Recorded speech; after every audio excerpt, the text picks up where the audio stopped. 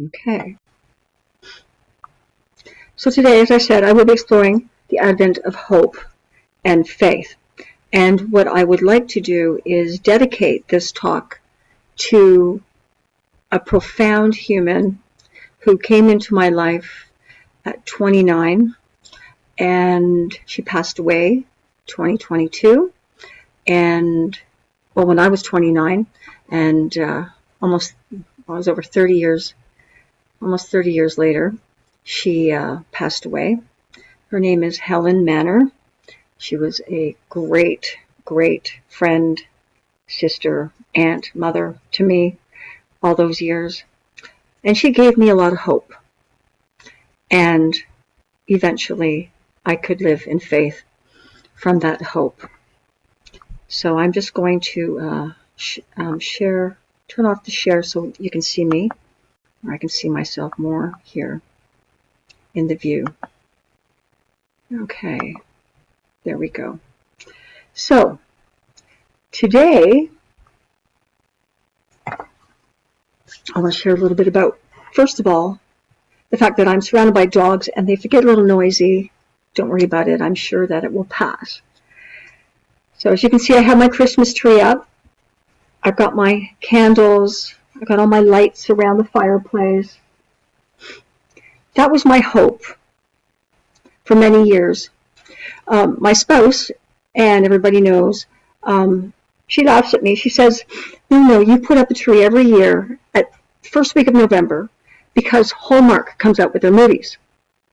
And so I just want to be in simpatico with Hallmark. But that's not true. Not really. So, but I do want to be happy with Hallmark movies because it makes me happy. I'm a romantic at heart, and I know it's idealistic and it's not real, but it's just a place. People read to escape, and I watch Hallmark movies to escape throughout this season anyways. So the one thing I've noticed is that Christmas brings out in me a lot of hope. And eventually, for me, hope leads to faith. There was a time when I was in a hopeless state. And that's when Helen came into my life. And she essentially had to lift me up because I was falling pretty hard. And she met me when I was actually managing a volunteer organization. And she became one of the volunteers and soon kind of moved into my mother role. And because I was young and I was doing this organization pretty much all on my own. And she helped me see the value of me when I didn't see any value in me anymore. And there was a time when I couldn't leave my house. I was so physically ill. And this amazing human would make Christmas dinner at home and then pack up her whole family. And literally in big picnic baskets and everything, they would all come to my house for Christmas dinner. She'd pull out all her china, her table linens, her good silver, and put it on my crappy old table and share this with me. You know, there's just nobody I've ever met who has ever been so profoundly good to me. And my hope was that I would have a better life, that I wouldn't be feeling sick every day. And she started to bring that better life into my life. And eventually I was able to develop faith that I would have better Christmases, that I would have better days. She would talk me through what that could be like, and we would explore this together. And I have to say I'm so grateful. At Christmas is when I show my greatest gratitude. And you know, I mean, just this week they had the Gratefulness Day, the Thanksgiving Day in the United States. And we had ours just before that. It's definitely a time to be grateful. What is very interesting also is to explore Christmas through the lens of unity, right? So we tend to explore it according to the Hallmark stories, according to the traditional Christian stories, but rarely do we talk about what does Unity really, how does Unity really view Christmas? Okay. And this is a fascinating thing because we are an organization that focuses on the metaphysical way of interpreting life, not just interpreting the Bible, but other books, songs, movies, experiences with people, just life overall. It's a wonderful way to interpret the world and our life within that world. So the traditional view first is that Christmas is the Mass of Christ. That's the day that they would have a Mass in honor of Christ. It became a big thing. Before Christmas, it was a solstice day, really. December 25th. It was that time of year when, it wasn't the solstice day, but it was that time of year when the sun would continue, it would come back, so to speak, in terms of the light would shine earlier and last longer. In fact, the birth date that we give for the Christ or Jesus was only decided in 221. Okay? That was the day that Julius Africanus said, we are going to give Jesus the birthday of December 25th. So we don't really know the birthday of the historical man that they call Jesus, the baby Jesus, but we do know that it was given by a Roman leader.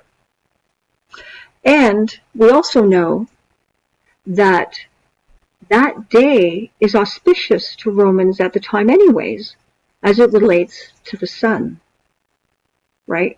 So here's what I'm going to do is I'm going to kind of unpack Christmas by saying goodbye to the yellow brick road, right?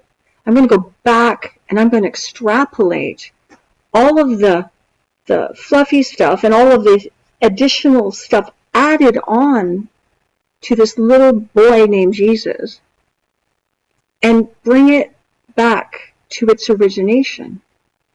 Goodbye, Yellow Brick Road. Goodbye to the fantasy. That's what Elton John meant. We know that the original story was intended as a soul's journey, but Elton John didn't mean it that way. He's like, I'm done with all of this stuff, the penthouse and that. I can't do that with you. I'm going back to the origination of who I am, to my past. And I'm going to live my life that way. So I will be wanting to share a little bit with you today about how we can do that for ourselves. How we can get rid of all the trimmings.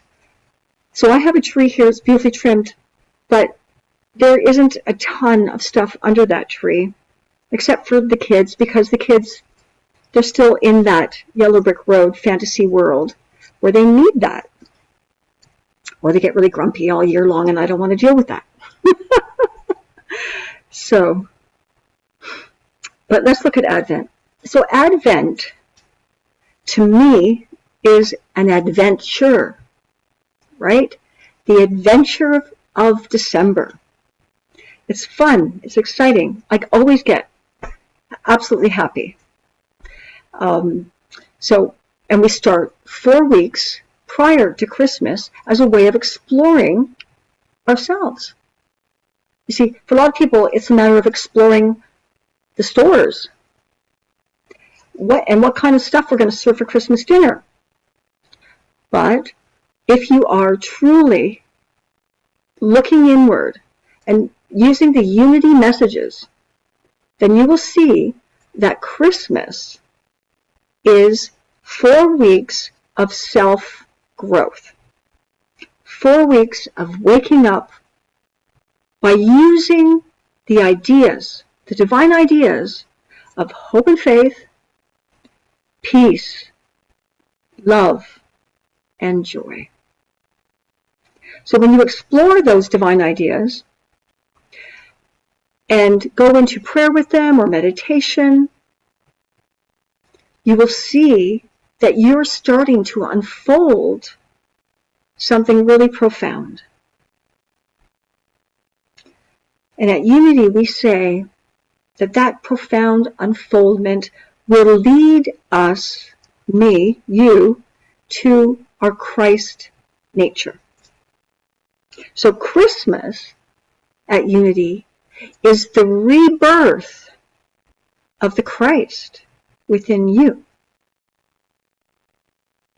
And you have been given guidance for the month of December, the end of November, in how to unfold and open and bring through the Christ in you, to be reborn.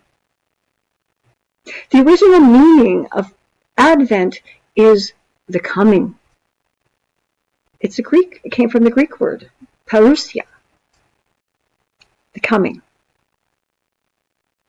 And if we listen to what we've been given and extrapolate it from that whole Santa Claus journey and from the traditional Christian journey, just focused on a baby in a manger and celebrating his birthday, we can celebrate what's inside of us.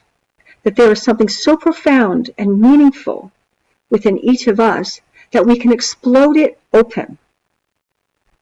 Now, for some people, the Christ is a concern. What is the Christ? So, for me, when I got to Unity, it was like, they honor the Christ? Are you kidding? Wow. I was shocked because in my past of training, for decades, I've been training on a different path, and we go inside too.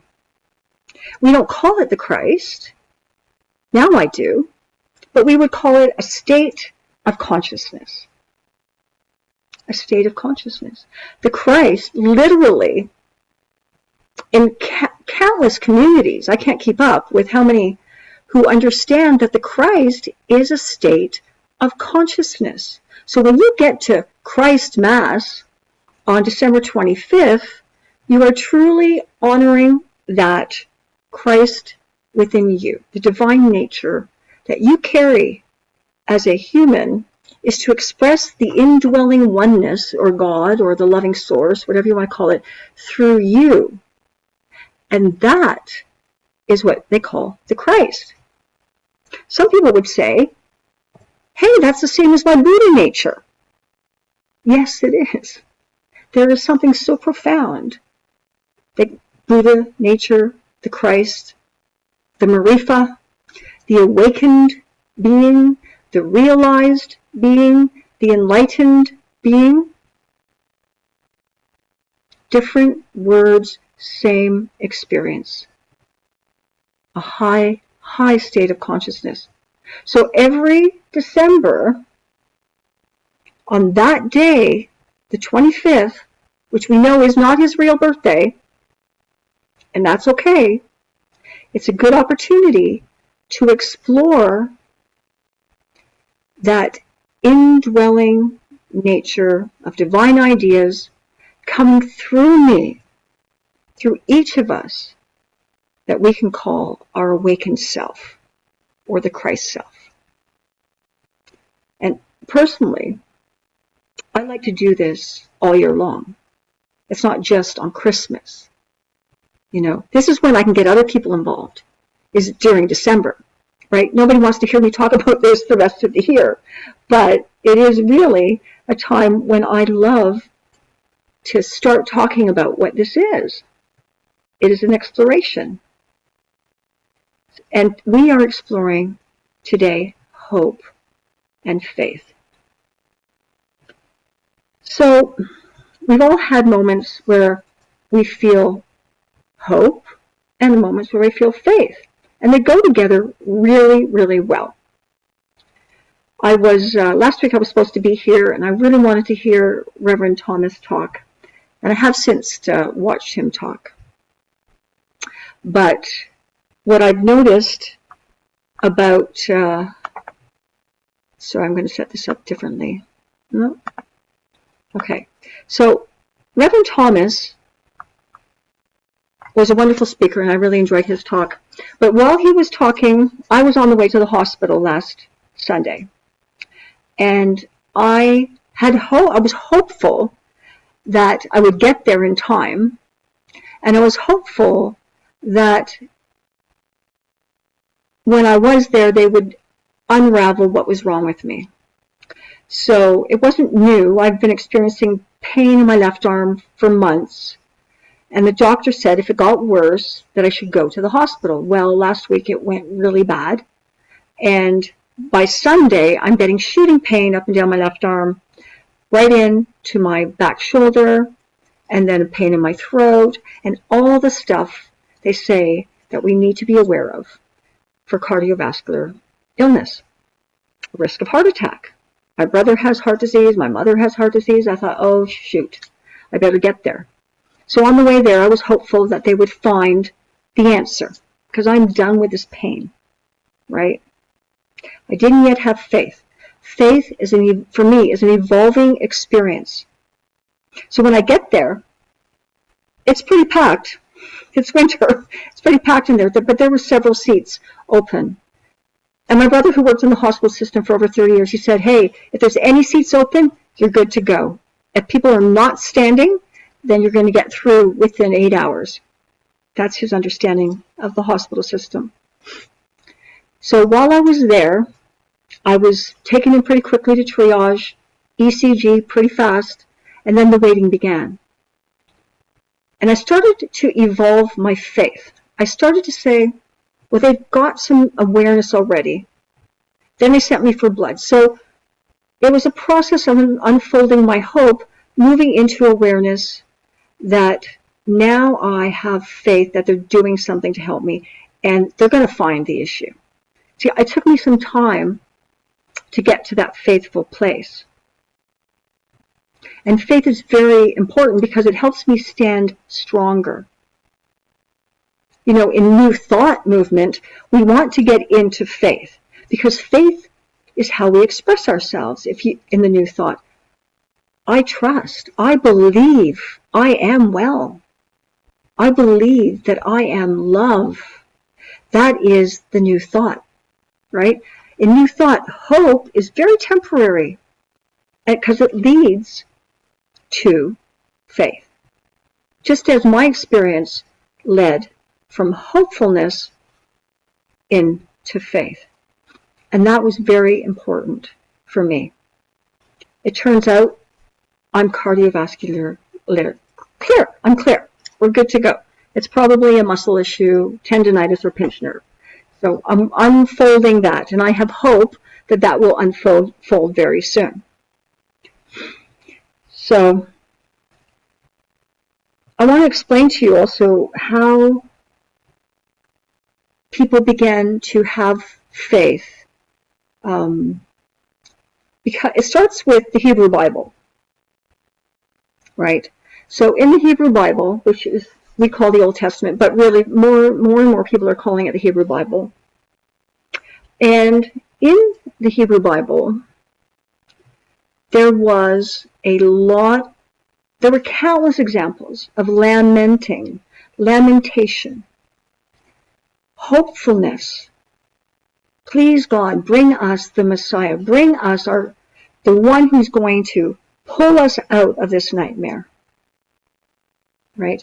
And there were many profound prophets along the way, like Moses and Isaiah and Jeremiah and the book, and it goes on from there. But what is really interesting is that at least 47 times in the Hebrew Bible, they explored the coming of the Messiah. The belief that one day there would be a being who would come in to guide them in a new direction, right? So for instance, there's examples like in Micah, the book of Micah, chapter 5, verse 2, he says, and he will be born in the town of Bethlehem.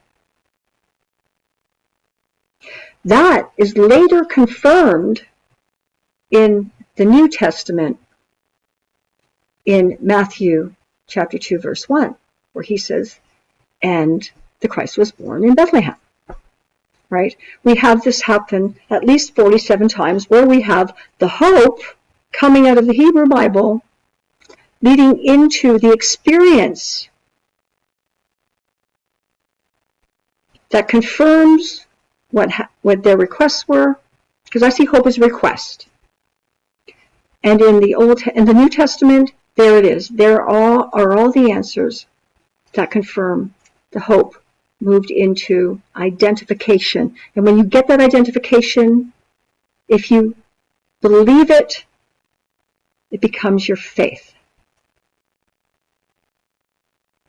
And countless times they explored faith. Now, this isn't the type of thing where you're talking about that Jesus became the Savior. At Unity, we don't look at Jesus becoming our Savior. We look at Jesus as this little being. He's our way shower. And he brought in some very interesting views of the world. And you know what? He was never a Christian. And I grew up thinking Jesus was a Christian. But he wasn't. In fact, he was a Jewish man. He was born into Judaism. He died on the cross in Judaism. And as we move forward, we can see that Jesus left behind some notable statements that would lead us to have faith in him. But not so much him. I don't think he meant to have faith in him as much as to have faith in what he was presenting to us. So if you metaphysically, if you look at some of the things he said that lead to faith, he said, I am the bread of life. He who comes to me shall never hunger, and he who believes in me shall never thirst. So metaphysically, we look at that and we say, okay, I get it. What I'm sharing with you, so if I were Jesus, I would say, what I'm sharing with you today is going to fill you up. It's the bread, it's the water, it's the everything. You have what I've taught you. That will fill you. That will fill your hunger. So the metaphor goes, I am the bread of life. I shared that. Now, why would he do that? Probably to fulfill the faith, right? The hopes for generations, almost 2,000 years, the hopes of the Jewish people were that they would have a leader come in to guide them. And he shows up and he says, here I am, I'm going to guide you. If you listen to what I offer you, if you have faith in what I offer you, you will feel fulfilled. You will no longer hunger for the answers. For me, that's important because I listened to those answers. If you go way back, you'll see he was the only person talking love and compassion in those communities, right? He didn't know the Buddha 400 years before. He wasn't living that far east. He was the only person sharing love and compassion at the time. For me, that's why I will go through Advent. I will celebrate Christmas, whether it's his birthday or whether it's that inner wisdom within wanting to come through, because of the value that I see in what he left behind. He also said, and this I could live off of this one statement the rest of my life because it expresses everything to me. He said, I am the light of the world. And he said, you are the light of the world. Now that statement is so jam-packed that it takes books for people to unfold this. So, at Unity we would say the light, the oneness, the clarity, the wisdom. That's the light. That's the indwelling God, the oneness, that magnificent universal source. That is the light. And he said, I am that.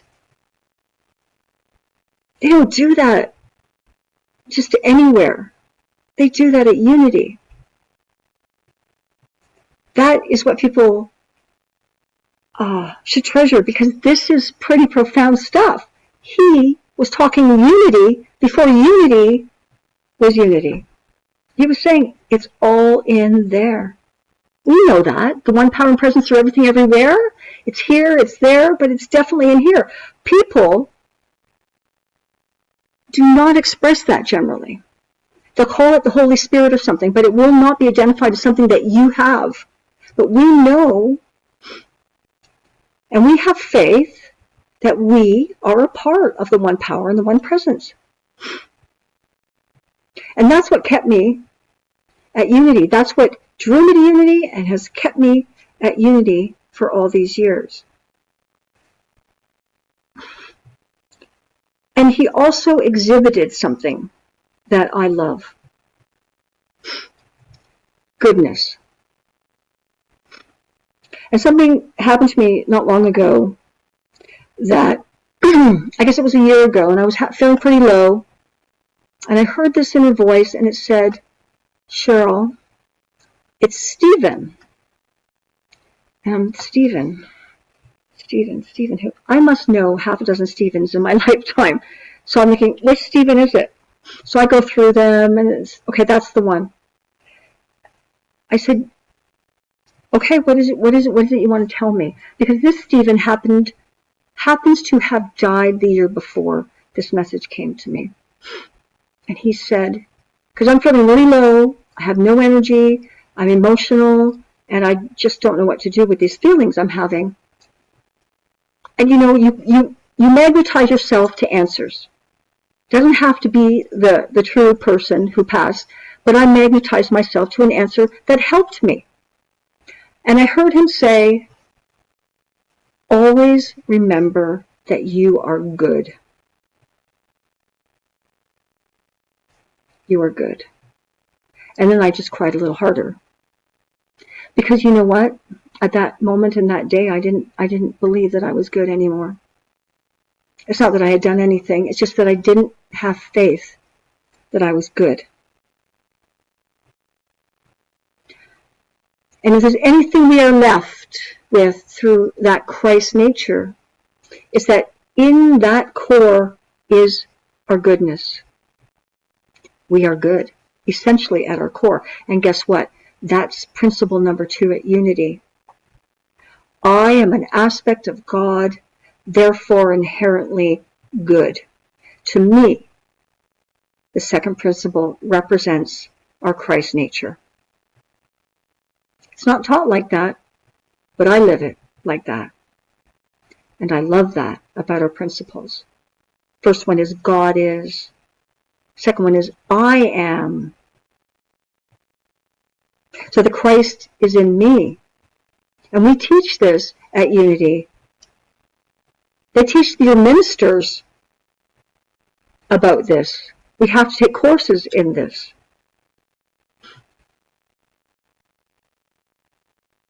And at that moment, when I started to say it to myself, I am good, I am good, I am good.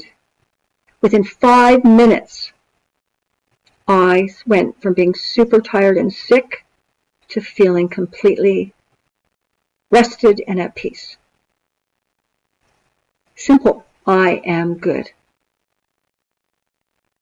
Thank you, Stephen. Bless you where you are. And I do a lot of work with a lot of individuals. Privately, I do spiritual counseling. And one of the things I always bring to the counseling session is the belief that I am good for that person to carry home with them. And I truly believe that that statement alone takes away all of that stuff from childhood. We have all of this stuff that we carry from that inner child And most of our inner children at one point or another did not feel that they were good. And so I give back to my inner child as I explore my Christ self that I am good. And as a result, I start to feel that pouring through me.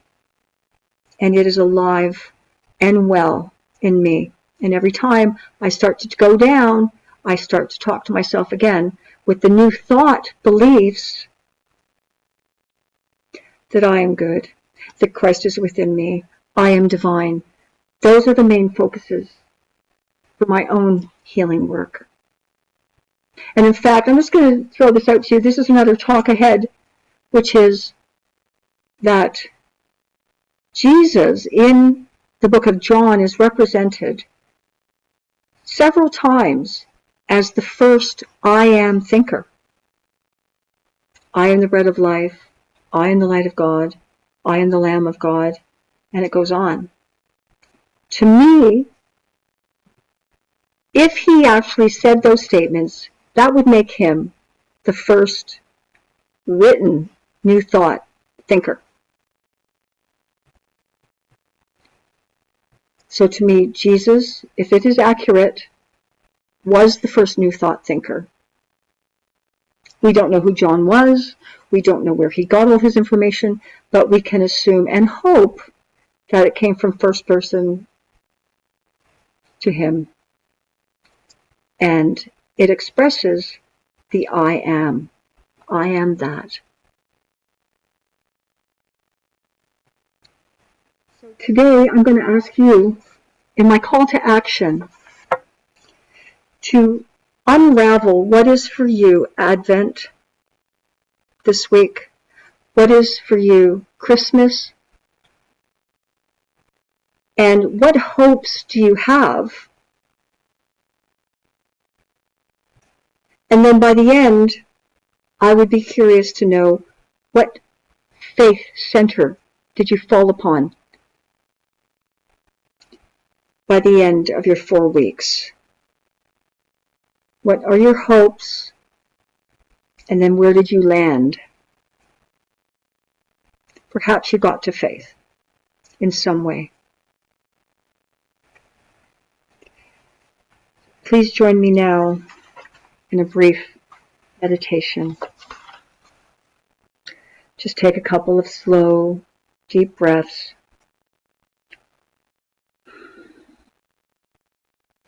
And you can bring yourself down to the center of your heart, if you like, or gaze somewhere, gently and slowly.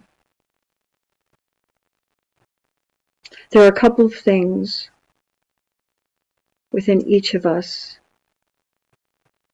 that we can unravel through meditation in each moment. Imagine that you are in front of a treasured box, and you are in a surrounding that gives you peace and maybe even joy. You feel that there's a warm blanket around you, and you are safe and secure. And in this moment, as you breathe in, you can feel the light pouring through your body. With this light that you are comes hope. Hope for something, an intention. And you know you've been burying your hopes into this box. You've been seeking a long time. You're on a profound path with us here today and in your daily lives, recognizing your divinity, your powers, your many gifts. And now you're feeling alive and bright, and happiness is coming through as you sit in front of this amazing box that you put together, filled with your hopes, filled with your intentions, for your gracious life, for your good life, for your magnificent journey. And as you prepare to open this box, you know and you trust, you do have faith that what you have planted in your intentions will come to fruition. And that the first word or item you see that relates to your hope for the months ahead will be on the top inside that box. So take a long, slow, deep breath and exhale gently. And now open your box and see what your indwelling Christ has given you to focus on in the months ahead.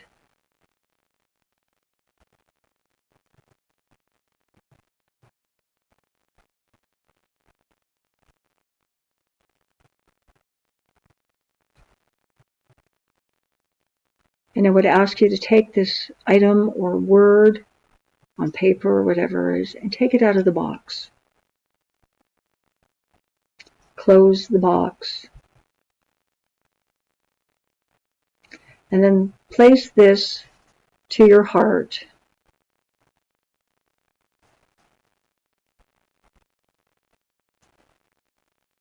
And say that I not only hope for this, but I know this to be true. It is already there.